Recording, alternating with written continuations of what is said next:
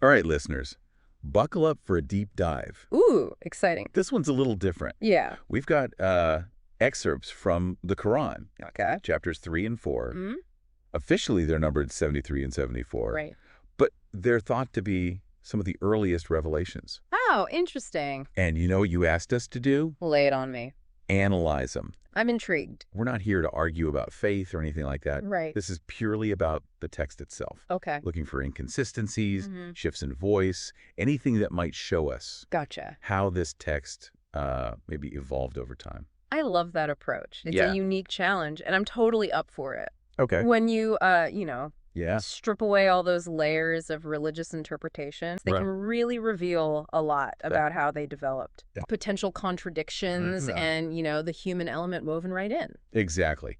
Right. What makes this even more interesting Yeah. is that we have both the original text Yeah. of chapter 3 Okay. and a later redacted version Ah. with some pretty significant insertions. So Oh, we can yeah. actually compare the two and see how the meaning changes. That's so cool. It's like peeking behind the curtain to witness how ideas might have evolved over time. Exactly. It's Yeah. like having a historical time machine. So to set the stage, can you give us a quick rundown of the main points of chapter 3, both the original and the redacted version? Absolutely. Chapter 3 starts with a rather mysterious address. Oh, you who covers himself. Okay. It's not really clear who this is referring to, Right. which immediately raises questions about the intended audience. Interesting. The chapter then delves into instructions for prayer, urging the listener to arise at night, except for a little, half of it, or subtract from it a little, or add to it, and recite the Quran with measured recitation. So right off the bat, we see some potential discrepancies Yeah. with modern Islamic practice. Right. The 5 daily prayers like Fajr Uh-huh. and Isha aren't mentioned here. Nope. Instead, it seems like there's more flexibility Right, around nighttime prayer. precisely. The text even suggests you can adjust the duration of prayer, Okay. adding or subtracting a little as needed, Oh, wow. which really paints a different picture of early prayer rituals, Yeah. compared to the structured system we see in later Islamic tradition. Yeah. So now, the chapter doesn't explicitly mention what to recite during these prayers. Right. It just says, recite the Quran. Since this is believed to be the 3rd chapter chronologically, Yeah. does this imply there were earlier scriptures?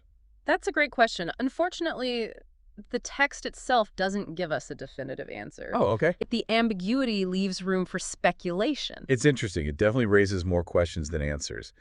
So what else stands out in this chapter? Well, immediately after the instructions for prayer, we get some pretty vivid descriptions of punishment. Indeed, with us are shackles and morning fire, and food that chokes, and a painful punishment. Oh, wow. These verses paint a pretty stark image Yeah. of the consequences Okay. of disobedience. Right. So it definitely sets a rather somber tone. It's interesting that this comes right after the prayer instruction. Yes, Is it suggesting a direct link is possible. between neglecting prayer Mm-hmm. and facing punishment? The text seems to be emphasizing the importance of following these divine instructions, Okay. and this theme of punishment, Yeah. along with warnings of a coming day of judgment, appears repeatedly Right. throughout these early chapters. Right. It seems to be a key element Yeah. of the early message. Okay. Anything else that jumps out before we get into those fascinating insertions? Yes.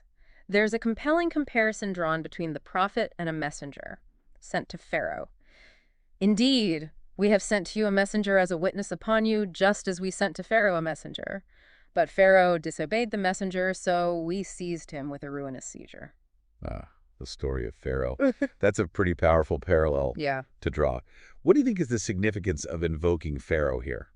It seems to serve as both a validation of the prophet and a warning to those who might doubt or disobey him. Okay. It's essentially saying, look what happened to Pharaoh when he defied a messenger. Don't make the same mistake. Right. It's a clear call to heed the message and avoid the consequences of disobedience. So let's talk about those insertions you mentioned earlier. Okay. What are they? All right. And how do they change the overall meaning of the chapter? So verses 10 and 11 are considered later additions. Okay. They read, and be patient over what they say, and avoid them with gracious avoidance.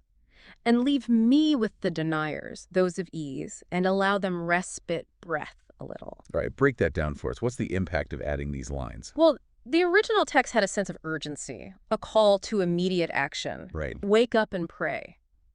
Follow these instructions or face punishment. Yeah. But these added verses introduce a more measured tone. Okay. It's almost acknowledging the difficulty of following the previous instructions Right. and offering a bit of a reprieve. Interesting. So it's like a softening of the message, Exactly. going from convert or face consequences Right. to a more patient approach. Exactly. It suggests a shift from immediate judgment to a more gradual unfolding of events. Huh.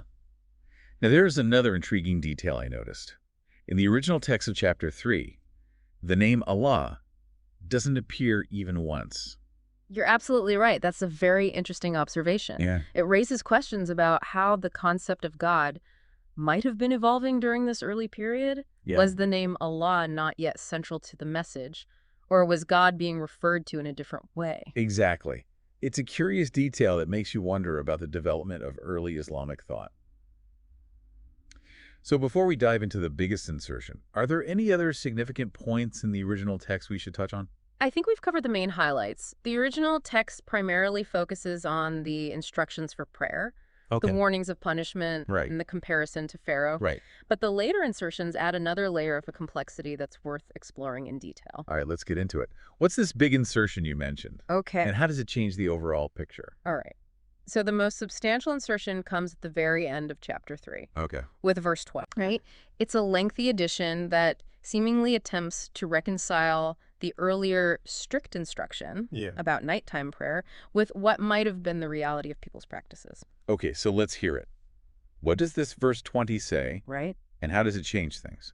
Verse 20 reads, "Indeed, your Lord knows that you stand almost 2/3 of the night, or half of it, or a third of it, and a group of those with you. And Allah determines the night and the day. He has known that you will not be able to do it and has turned to you in forgiveness, so recite what is easy of the Quran. He has known that there will be among you those who are ill and others traveling throughout the land seeking of the bounty of Allah and others fighting for the cause of Allah. So recite what is easy from it and establish prayer and give money and loan Allah a goodly loan.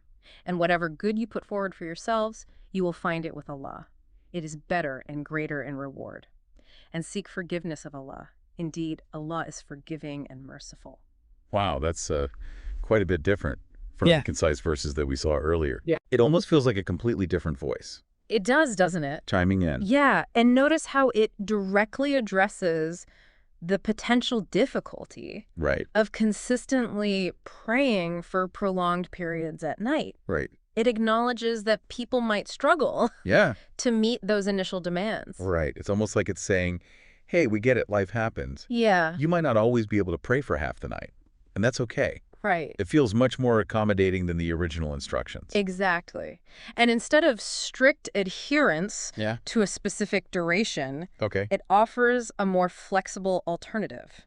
Recite what is easy of the Quran. So essentially, it seems to be shifting the focus from a rigid time commitment Right. to a more general emphasis on reciting the Quran, Yeah, regardless of the length. precisely. And interestingly, this is the first time that the name Allah appears in chapter 3, Right. and it's repeated multiple times Yes. in this very insertion. That's right. Hold on, that's a really good point. Not only does this insertion change the instructions regarding prayer, Yeah. but it also brings in the specific name Allah, which was absent in the original text. Right. What do you make of that? Well, it's certainly thought-provoking. Yeah. It could suggest a shift Okay. in how God was being conceptualized Right, and addressed. Yeah. Perhaps the name Allah became more central to the message later on. It definitely adds another layer to the idea of the Quran evolving over time. You know, stepping back for a second, it's fascinating how this single chapter, Yeah. with its original text and later additions, Mm-hmm. gives us such a unique glimpse Right. into the possible development of early Islam. Absolutely. It's like watching a belief system in its formative stages. And that's the beauty of approaching these texts Yeah. from a skeptical, textually focused lens. We're not Yeah. trying to prove or disprove anything, Yeah. but rather to understand the text on its own terms Right. and see what it reveals about the historical and cultural context in which it emerged. So for our listener Mm-hmm. who's digging into these early chapters, this is a prime example of why it's so important to pay close attention to the details, Right. to compare different versions if they're available, Yeah. and to ask questions. Absolutely. Don't just accept what you read at face value. Dig deeper. Couldn't agree more. All right, so we've covered the main points of Chapter 3, including those intriguing insertions. As we wrap up our deep dive into this chapter, what are some of the key takeaways you think our listeners should keep in mind? Well, I think one of the biggest takeaways is how much can be gleaned just from looking at the text itself. Right. We've seen how the prayer instructions in Chapter 3 differ from modern practices, Uh-huh. how the concept of God might have been evolving, Yeah. and how later insertions change the tone and meaning. Right. It really underscores the idea that religious texts aren't static. Right. They're dynamic and can be interpreted in different ways throughout history. This approach can be particularly valuable. Oh, yeah. It allows us to engage with these texts on an intellectual level, Right. exploring their historical and cultural significance, Oh. without feeling pressured to accept any particular belief system. Exactly. It's about appreciating these texts Yeah. as historical documents that offer insights into human thought and the evolution of ideas. Yeah. And sometimes those insights can be pretty surprising, even challenging our preconceived notions. Speaking of surprises, one thing that stood out to me was the absence of the name Allah. In the original text of Chapter 3, Yeah. and then its sudden appearance in the later insertion, Right. it makes you wonder about the development of early Islamic theology Yeah. and how the concept of God might have been solidifying over time. Instead of seeing it as God changing his mind, we Right. could see it as the text, Yeah. evolving, Updating. adapting to the needs of a growing community. Okay, so we've got these evolving prayer practices in Chapter 3, Right. and then Chapter 4 starts with a similar phrase. Yes. It's that, "Oh, you who covers himself." I remember that. But then, instead of more about prayer, Yeah. it takes this sharp turn. Tell me about it. It's all about commands, warnings. Yeah. It's almost like What is it like? a sense of urgency. Yeah, it definitely has a different vibe compared to Chapter 3. Right. We go from this peaceful nighttime prayer to this really assertive message, Okay. all about purification Yeah. and warnings. It's almost like a different person is talking. It does feel that way, doesn't it? Yeah. And remember in Chapter 3, there were hints of conflict? Oh, yeah, between the earlier and later stuff about prayer. Exactly. Okay. So here in Chapter 4, we've got this sense of urgency, this really stark warning about a difficult day for anyone who doesn't believe. Yeah. It makes you wonder what caused that shift in tone. Right. What was going on? Was there some kind of growing opposition? Were things getting riskier for this early community? Yeah, that's interesting. Right. So we're not just seeing inconsistencies within a single chapter, No. but also across different chapters. Okay. And this difficult day you mentioned, Yeah. it makes me think of that intense imagery of hell. Oh, yeah. That comes up in Chapter 4. You're right. Right. Excellent. The Search 31 is a perfect example. Tell me about it. It's so long, Yeah. and it really paints this vivid picture. Mm-hmm. Angels guarding hell. Right. This focus on the number 19, Yeah. and this whole concept of a divine trial for people who don't believe. Interesting. Okay, hold on. Okay. Before we go any further, Yeah. can we unpack that number 19 thing a little bit? Sure. What's the deal with that? It could be that it reflects What's that? a specific belief system Okay. about numbers that was popular back then. Yeah. Something the author just worked into the text. Gotcha. Either way, it's something that deserves a closer look. Definitely. Right. Okay, so back to verse 31. Right. It's one thing to talk about hell, Yeah. but the way it's described here, the detail, Yeah. the focus on punishment, Yeah. it feels almost What's the word? psychological, wouldn't you say? It definitely has that effect. We could interpret this vivid imagery Yeah. as a deliberate strategy Okay. to make people afraid and obedient. Right. Because if you can convince people that eternal torment is waiting for them if they don't obey, Right. that's a pretty strong motivator Very to effective. fall in line. Absolutely. Right. It is. And it's not just what the verse says that's interesting. Oh, there's more. Yeah. Remember how we talked about the shifting voices in Chapter 3? I do. Well, verse 31 takes that to a whole new level. Really? God's voice shifts from first person singular Okay. to plural, Mm-hmm. then to third person. Wow.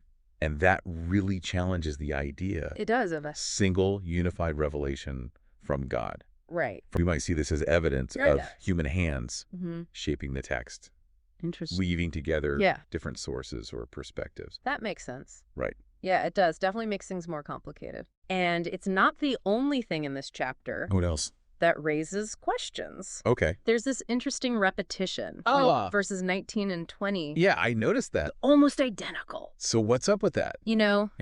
Is it just a mistake? Mm-hmm. A slip of the pen? Yeah, maybe. It's possible. Right. Ancient texts were often copied by hand. Right. And errors could totally sneak in. That makes sense. But remember how we talked about the Yeah. similarities between the openings of chapters 3 and 4? I do, yeah. Both talking about someone who covers himself. Mm-hmm. This, along with those repetitions, Yeah. could suggest a more fragmented text. Okay. Maybe even that these chapters were once part of something bigger, Okay. a larger work that's now lost. Like, we only have these pieces. Exactly. Oh, wow. So imagine this. Okay. We're dealing with fragments, Right. repetitions, Mm-hmm. things added in later. Yeah. It's like a puzzle Yeah. where some pieces are missing, Okay. some are duplicates, Mhm. and some don't quite fit. That's a great analogy. Tell me more. Instead of assuming everything's divinely perfect, Right. we can look for those human fingerprints, Okay. those signs of editing, Mhm. compilation, Yeah. maybe even conflicting viewpoints Ah. woven into the text. Okay, so we've got these textual inconsistencies, Yeah. the shifting voice of God, Right. those vivid images. Yeah. Designed to, well, Yeah, scare people straight. to put it bluntly. To be honest. Yeah. But there's also this social aspect to chapter 4 Oh, right. that we haven't really talked about here. You're right, we haven't. Remember how the chapter starts? Yeah. Addressing you who covers himself? Mm-hmm. That's not like a general address. What do you mean? It's targeted. Okay. It suggests there's a specific audience in mind. Oh, interesting. So who was this mysterious figure? Yeah, who were they talking to? And what does it tell us about the context Yeah. of this supposed revelation? Hmm. Some people interpret it as referring to someone Yeah. wrapped in a certain kind of garment, Okay. perhaps someone with high status. Oh, like a fancy robe or something. Exactly. Wow. It's not hard to imagine Yeah. that back then, Hmm. certain clothes signified wealth or authority. That makes sense. And when you think about the prophet being told Yeah. to arise and warn, Mm-hmm. it paints a picture of someone Oh. not yet in a position of power. Interesting. Someone calling out to those in authority. So not a king or ruler. Not quite. Okay. It's like someone lower on the social ladder Yeah. trying to be heard. That's a fascinating image. It is. So what about the behaviors that are condemned in this chapter? What about them? Arrogance, greed, neglecting the poor. Right. It's almost like a social critique It is. embedded in this religious message. It is. We might see this as a way Okay. to leverage religious authority hmm to address social injustices. Right. Like if you can convince people Yeah. that their actions have eternal consequences, Mhm. that's a powerful way to promote social change. It's like hitting them where it hurts, Exactly. their eternal soul. Exactly. Right. And the text also condemns those Okay. who deny the day of recompense. Oh, right. So this tells us What does it tell us? that a belief in an afterlife, Okay. a day of judgment, Mm-hmm. was already a thing in that society. So it wasn't a brand new idea. It's not necessarily... Okay. It seems like the prophet was building on existing beliefs, Okay.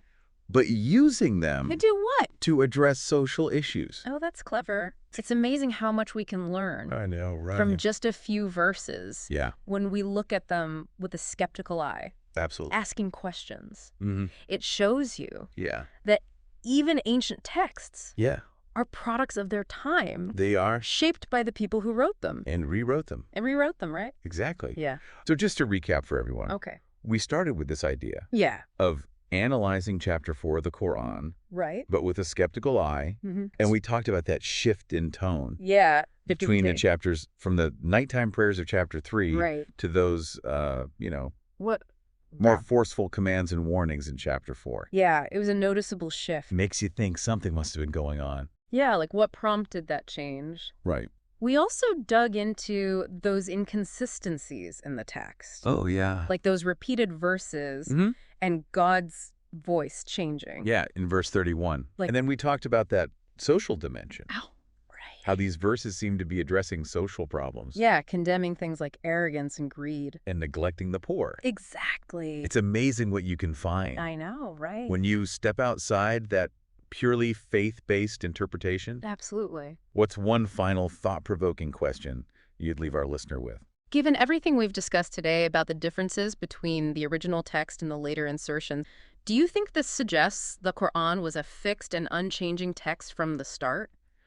Or hints at a more fluid and evolving process of revelation? There's no right or wrong answer, Right. but it's definitely something to ponder Yeah. as you continue exploring these fascinating early chapters. That's a great question to leave everyone with. And for our listener, remember, this is just the beginning of the journey. Keep asking questions, keep digging deeper, and most importantly, keep that skeptical mind engaged.